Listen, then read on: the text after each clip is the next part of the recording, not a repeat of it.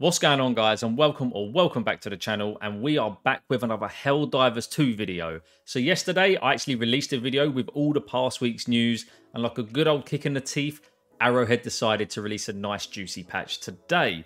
And when it dropped, I was like, oh, that's just my luck. But here we are. So we've actually got some good changes and some changes that don't quite make sense. But at the end of the day, we do need to have balancing patches in these types of games. Arrowhead did say that this is a small update, and in my opinion, I actually think it's quite beefy compared to other games that I play. But if you do find yourself enjoying the video, hit the thumbs up. It helps the video out massively. And if you haven't already, don't forget to hit that subscribe button for more Helldivers 2 content. So let's jump in to the patch notes. So we've got patch 01.000.100, and we have the following changes. We've got major updates, planetary hazards active. Many planets now have additional environmental challenges that will appear at random while you are deployed, from fire tornadoes to meteor showers and many more. So good old Joel's going to have a field day with this, isn't he? Let's say we're beating the automatons fairly easy, then some big ass fire tornadoes come in and burn us to shit, whilst a meteor drops down on top of us and squashes us like a good old drop pod should. But in all seriousness, having these environmental changes is a good thing. It mixes up the gameplay a little bit. Now we've come to everyone's favourite part, which is balancing. The first up is Eradicate missions. Eradicate missions now require more kills and enemies spawn more often. The time to complete the mission was previously shorter than intended and should now take twice as long to complete. I don't really have many thoughts on that. If you do, sound off in the comment section below. Then we've got primary, secondary and support weapons. First up, we've got the Breaker. Now they have decreased the magazine capacity from 16 to 13 and increased recoil from 30 to 55. Then we've got the Punisher. They've increased total ammo capacity from 40 to 60, increased stagger force, increased damage from 40 to 45 per bullet. Then they've got the Breaker Spray and Pray.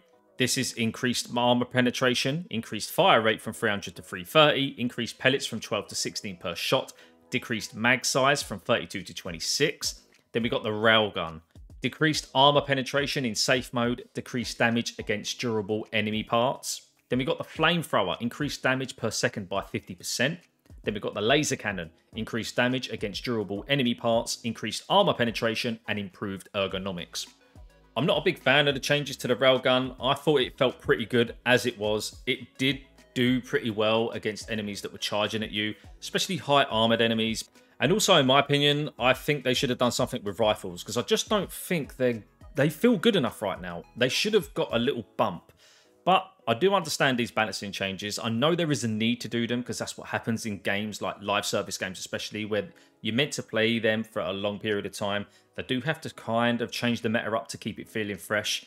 So yeah, although we didn't want these kind of changes unfortunately need to happen in a game like this. On a plus note, the Flamethrower might be used a bit more now, which is nice. Slugger is now stronger along with the Punisher, so it's not all doom and gloom, guys. Then we're going to move on to stratagems. The Shield Generator Pack, they've increased the delay before recharging, so another slight nerf there. Then the Orbital 120mm Barrage, increased duration of the bombardment, decreased spread, and the same for the Orbital 380mm HE Barrage. They've increased the duration of the bombardment and decreased the spread. Any decrease is always met with sigh, but again, I do understand these changes. And then they've got fixes, and I'll quickly skim over these. So they fixed armor rating values, not reducing damage as intended. Fixed certain bug holes, including stalker nests that were unnecessarily hard to destroy. That one was an issue that I dealt with. Fixed anti-aliasing toggle, not working on PS5.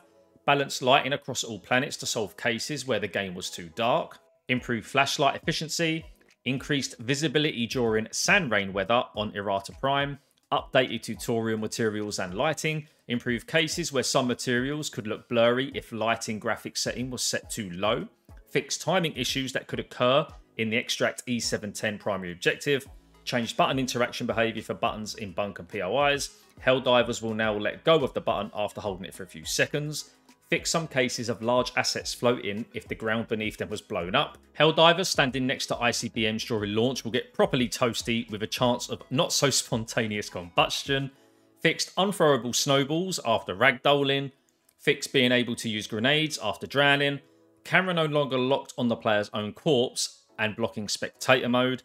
Helldivers now take damage from fire, gas, etc. generated by other players. That makes sense. Armor no longer stretches when dismembered. The known issues section, I'll just leave up on screen now, so pause it if you want to read through it. So I know some people weren't happy with this, and I absolutely understand. Nerfs are never welcome, but sometimes they are necessary. And this is the first patch that Arrowhead have brought out for Helldivers 2. So they'll take all the data from this, and then they'll start mixing things up later on. But as a community, we're kind of lucky that we've got Arrowhead running this game, because a few hours after the patch got released, Arrowhead Game Studio Twitter account released this. Our head of product testing, Patrick Lasota, has written a bit more detail about our philosophies on weapon and stratagem balancing for the latest patch, and all our patches on our Arrowhead blog. So if we do click on this, it says balancing the firepower in Helldivers 2.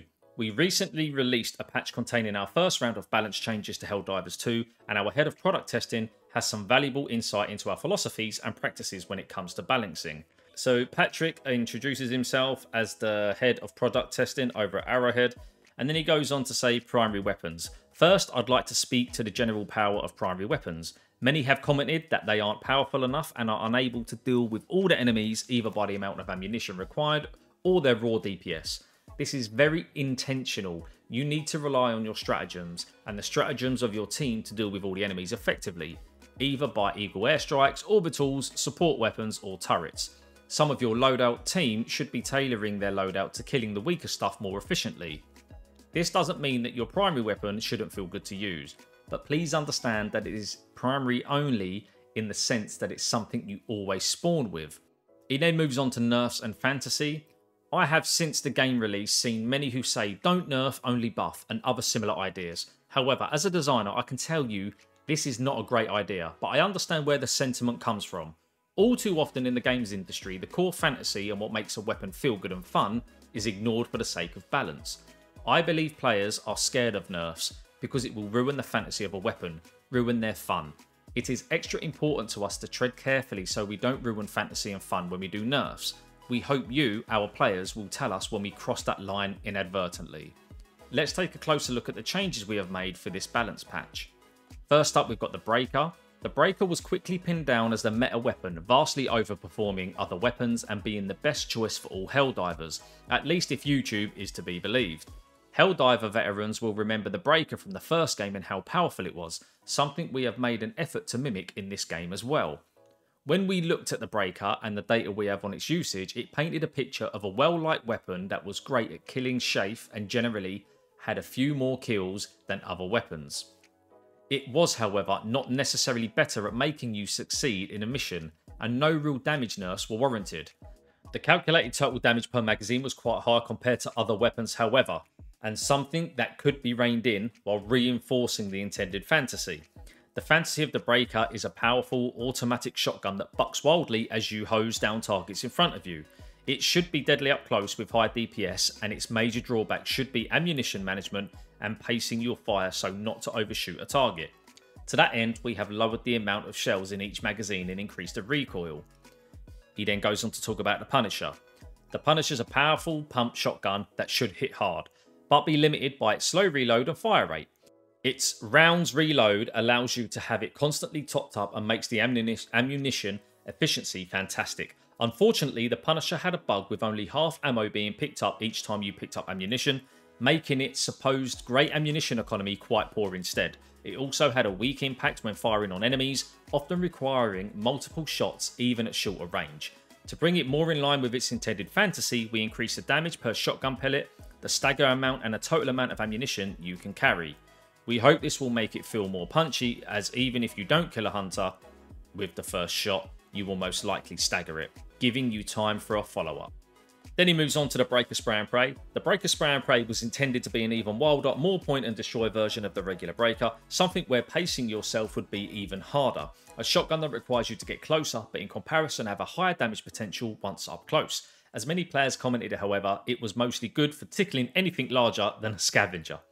To bring it closer to the fantasy, we increased its armor penetration, increased its fire rate from 300 to 330 rounds per minute, and increased the amount of shotgun pellets in each shot from 12 to 16.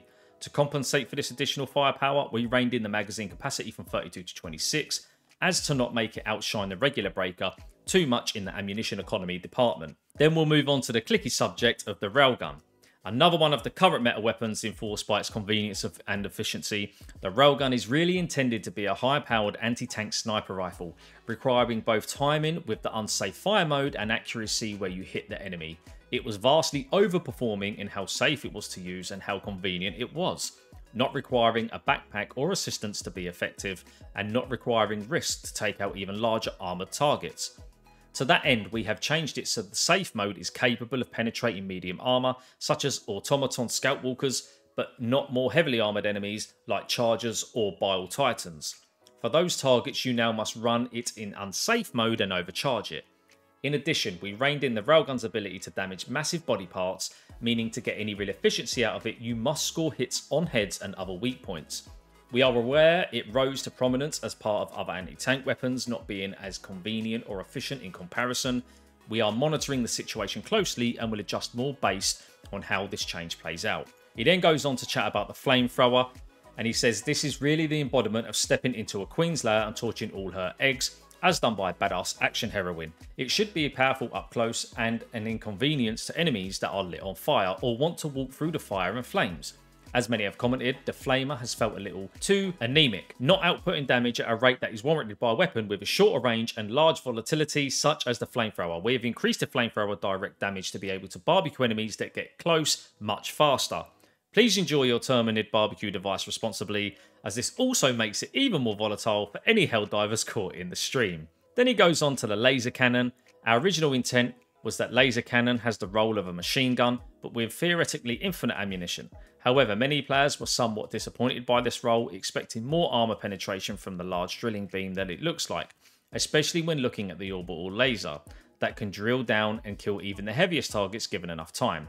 Here we have decided to side with the community and shift the laser cannon more towards the players' expectations and their fantasy. The laser cannon has gained additional damage versus massive body parts, increased armor penetration to make it capable of dealing with medium armor, and better ergonomics to make it easier to stay on target. As this is quite a major change from the original intention of the weapon, please be prepared that it might change again in the future if these changes don't work out well. For now, let us know how it feels. Next up is the Shield Backpack. The Shield Backpack is safety at the expense of a backpack slot. Unfortunately, the safety offered up by the Shield Backpack was a bit too great, essentially allowing you to ignore many mechanics that contribute to the fun of Helldivers, such as knockback, shockwaves, and giant explosions obliterating your and your friends. To that end, we have increased the time the shield needs before it starts regenerating, if not broken, quite significantly.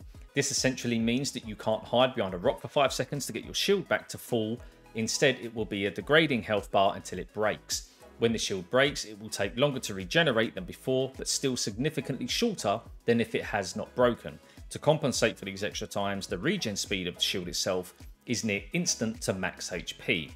This is only a partial solve in our minds for the Shield Backpack, but it should bring it out from the must-have meta slot it has filled currently. And then we move on to the barrages. The fantasy of these is an artillery storm, denying entry to the area on which they are active and raining down powerful shells on the target for a longer duration. They are primarily different from Eagle stratagems in that while the Eagle strikes are fast to arrive and have pinpoint accuracy, these have a longer active time, but are less accurate.